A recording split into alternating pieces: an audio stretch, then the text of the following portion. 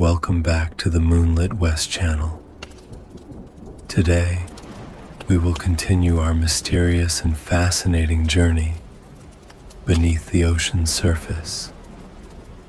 Before we begin, don't forget to like, subscribe, and turn on the notification bell so you don't miss any of our exciting stories. If you enjoy the content, please share your thoughts in the comments and help us spread this story to even more people. In the previous chapters, we embarked on a challenging adventure together. Chapter 1 began with a fateful accident when the expedition's flight encountered trouble and was forced to land in the desolate lands near the Sea of Okhotsk.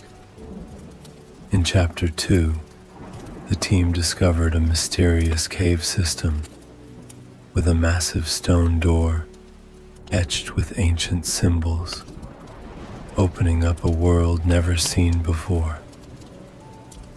Here they also found an old NASA data recorder, a clue related to Elena's missing father. Today, we continue with Chapter 3, The Long Days Beneath the Ocean. The vast, winding cave system reveals deeper secrets, along with strange and dangerous creatures lurking in the shadows. Let's dive deeper into this story. Chapter 3, The Long Days Beneath the Ocean. After the massive stone door opened, the group stood still for a few minutes, stunned by the vast space inside. A vast network of tunnels appeared, with passages leading deep into the earth. The dim light from bioluminescent creatures cast a faint blue glow over the space, creating a scene that was both beautiful and mysterious. Marcus, the biology enthusiast, could hardly contain his excitement. Look at that. These creatures could be the result of millions of years of evolution in an isolated environment. We need to document everything. He pulled out his camera and began recording every tiny detail, from the jellyfish-like, glowing creatures floating on the water's surface to the strange plants growing along the stone walls. Ethan, with his military experience, took on the role of protecting the group. He carefully swept his flashlight over every nook and cranny, staying alert for any movement. "Stick close together," he said, his voice deep and steady. "The terrain here may be unstable. If there's any sign of danger, we'll turn back immediately." Elena walked ahead, feeling a strange pull. The old data recorder they found in the previous cave continued to haunt her. Faint images of her father, along with the stories he once told, rushed back into her mind. "Maybe he was here," she whispered, as if speaking to herself. "Maybe this is where he disappeared." Day 1, mapping the area. As the group ventured deeper, the surroundings grew even stranger. A fork in the path appeared before them, with 3 tunnels leading in different directions. Marcus knelt down and used a gas detector to check the air quality in each tunnel. "The tunnel on the right has the most stable oxygen levels," he said. Ethan nodded. "Then we'll head that way." They moved through a long passage where patches of stone emitted a faint glow like moonlight, Marcus quickly noticed something unusual. "This isn't regular stone," he said. "This structure contains radioactive minerals, possibly uranium or thorium. But the fact that it glows like this is unbelievable." Elena stopped in front of a wall covered in ancient symbols. She carefully took photos and made notes. These symbols, they resemble hieroglyphs, but they don't match any language I've ever encountered. She looked at Ethan, her eyes full of determination. "I need some time to decode these symbols." They found a large lake in the center of the cave system. Marcus tested the water with a portable kit. Luckily, the water is safe to drink, but we'll need to boil it to kill any bacteria. The group set up a small camp by the lake. Ethan found a way to use the natural heat from nearby hot springs to cook their food and boil water. "We can't rely on our food supply forever," Ethan said. Marcus nodded, pointing to the glowing creatures in the lake. "These creatures are edible. We just need to check for toxicity first." Marcus took a few samples of the microorganisms and tested them. After a few hours, he concluded, "They contain protein and show no signs of harm. This could be a temporary food source for us." Elena also observed the surroundings and found several moss-like plants growing along the stone walls. "If the microorganisms are safe, the moss might be too," she said. Marcus agreed and collected samples for analysis. He discovered that the moss could provide essential vitamins and minerals, supplementing their diet. Terrified, but determined to stay calm, Chippy pleaded, "Please don't eat me. I'm not just an ordinary squirrel. I'm on a journey to make things right with my family. I made a mistake and want to fix it." The owl's sharp eyes narrowed in curiosity as it studied the trembling squirrel.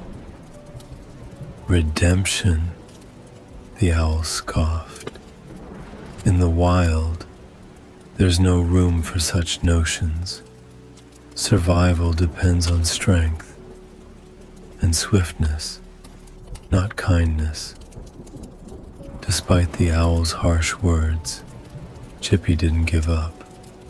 He told the owl about his family, the accident that lost their food supply, and his decision to leave the nest to gather more food and grow stronger.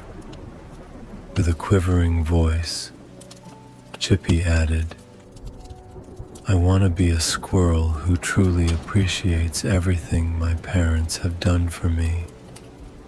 They've always loved and sacrificed for me. I don't want them to suffer because of my recklessness." Chippy's sincerity seemed to strike a chord with the owl. Though a seasoned predator, the owl had once known the warmth of a family before living alone. Beneath its cold exterior, the owl couldn't ignore the small squirrel's big heart and determination. "I didn't expect to find such a brave and honest heart in a little squirrel," the owl said, gently placing Chippy on a nearby branch. Chippy stared in disbelief, unsure how he'd been spared. When he looked into the owl's glowing eyes, the icy sharpness was gone, replaced by a glimmer of understanding. Your path will be dangerous, the owl continued, but because of your sincerity and spirit, I'll give you this. The owl plucked a sleek black feather from its wing and held it out with its talons. This feather carries my essence. If you find yourself in danger, place it under the moonlight, and I will come to your aid. Holding the feather tightly, Chippy felt a wave of warmth and hope. Thank you, great owl. I won't forget your kindness. The owl smiled faintly, spreading its magnificent wings. Don't waste this second chance, little squirrel. Continue your journey and show the world that a big heart can surpass even the mightiest wings. Under the moon's soft glow, the owl disappeared into the night sky, leaving Chippy more confident and deeply grateful as he pressed on with his journey. Part 2. The Meadow and the Field Mice. After bidding farewell to the owl, Chippy emerged from the dense forest and stepped into a vast, sunlit meadow. The scene was unlike anything he'd ever known. Gone were the towering trees and rustling leaves of home. In their place stretched an open expanse of grass, swaying in the breeze, leaving Chippy feeling both exhilarated and exposed. Taking a deep breath, Chippy whispered to himself, "This is my chance to prove I can handle this. I can do it." He held the owl's feather close, a quiet reminder of the support he carried with him. As Chippy ventured further, he stumbled upon a group of field mice, busily digging small holes across the meadow. They froze when they saw him, their tiny eyes watching with suspicion. Well, a large mouse said, who appeared to be their leader, his tone stern and commanding. "A squirrel has wandered into our territory."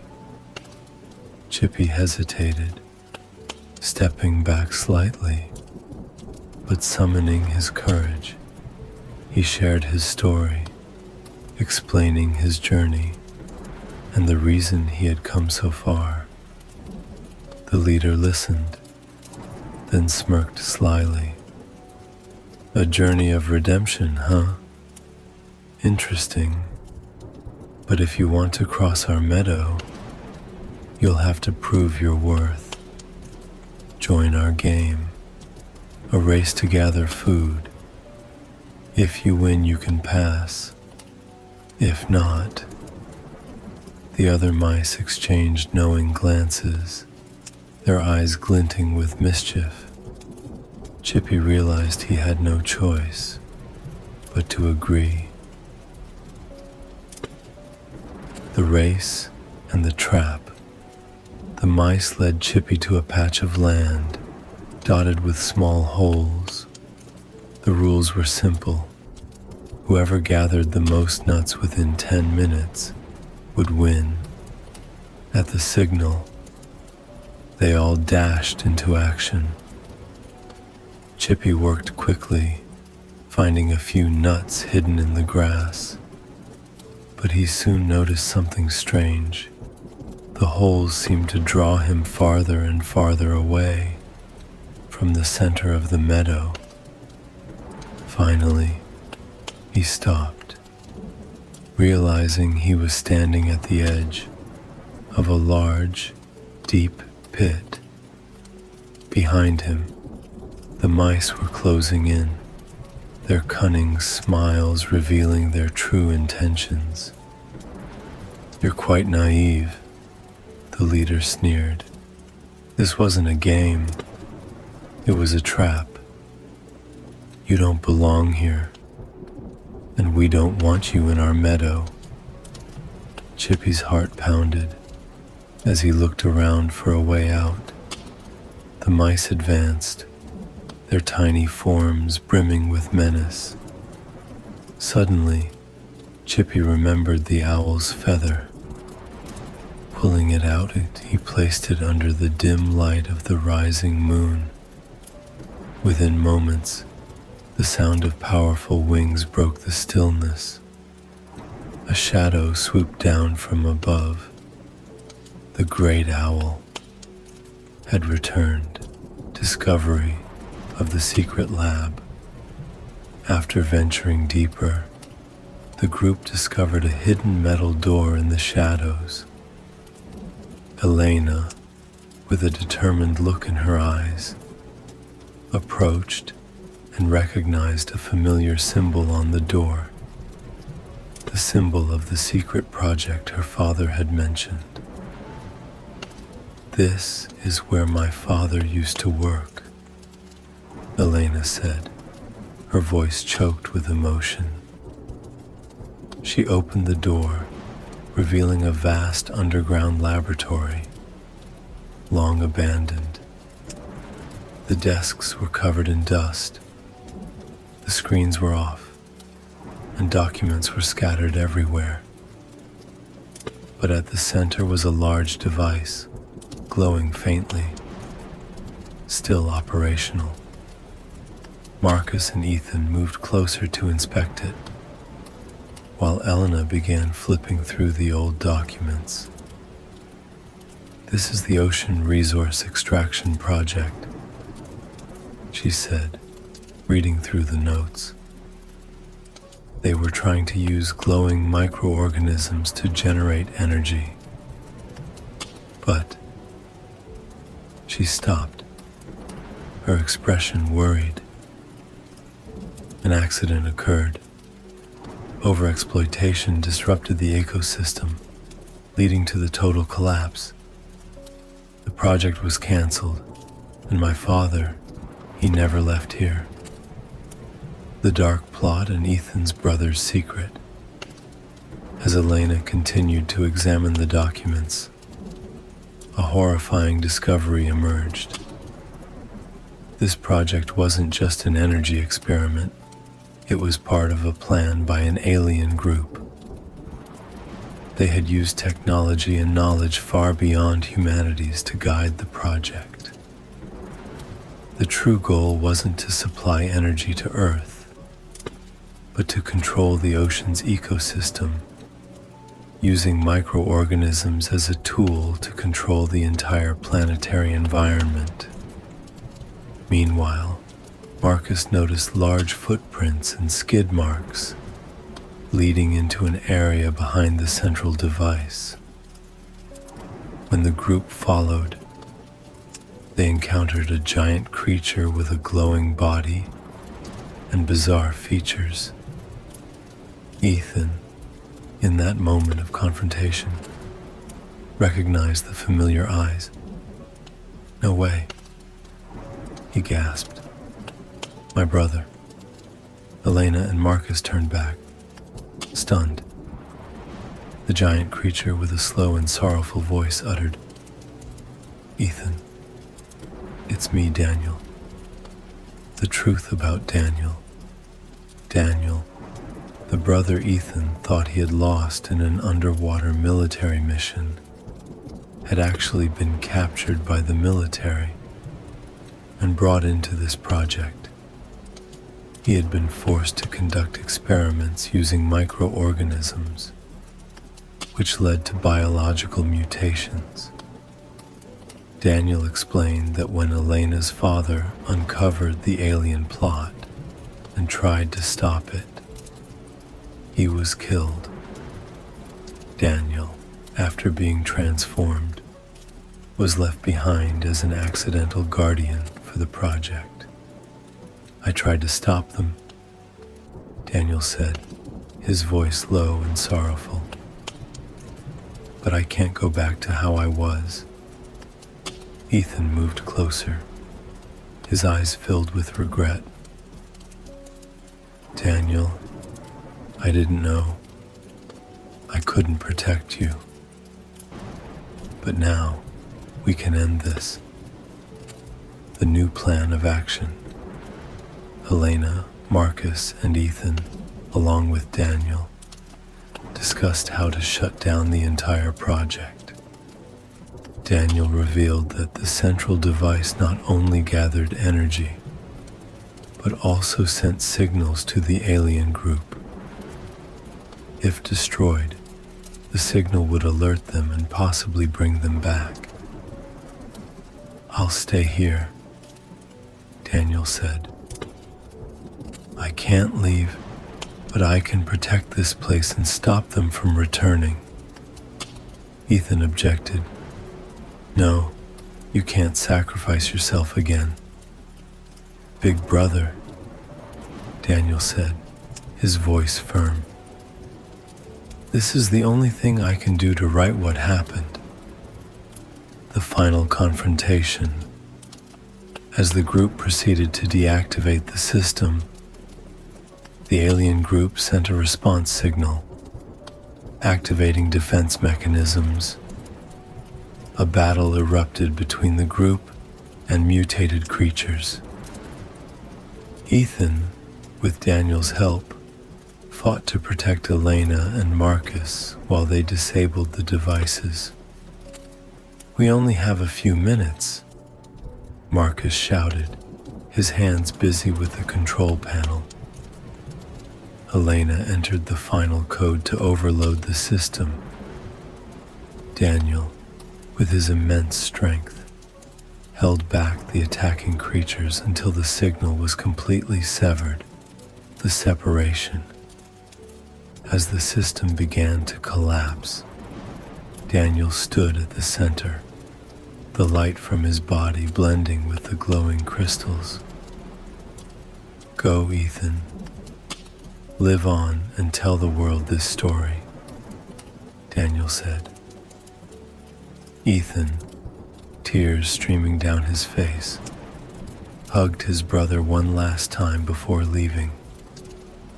The group escaped the laboratory as it was engulfed in a massive explosion.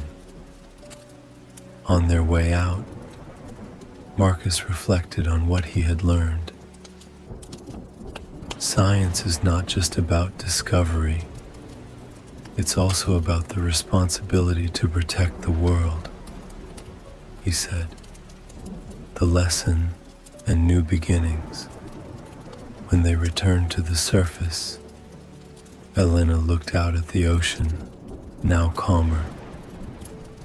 My father tried to stop this, and now we've completed that task, she said.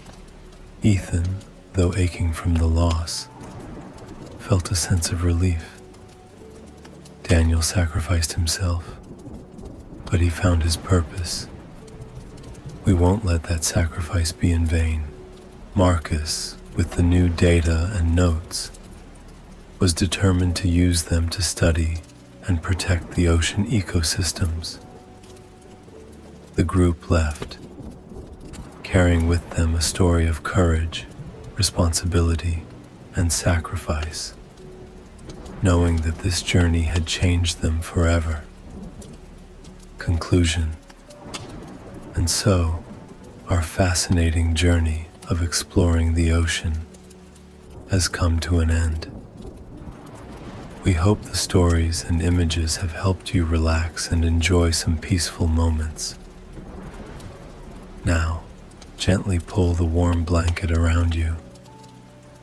Let your body rest and drift into sweet dreams beneath the moonlight. Don't forget to like, subscribe, and comment with your thoughts so that Moonlitwest can continue improving and bring you even more interesting content in the future. Wishing you a peaceful night's sleep, and we'll see you again in the next adventure.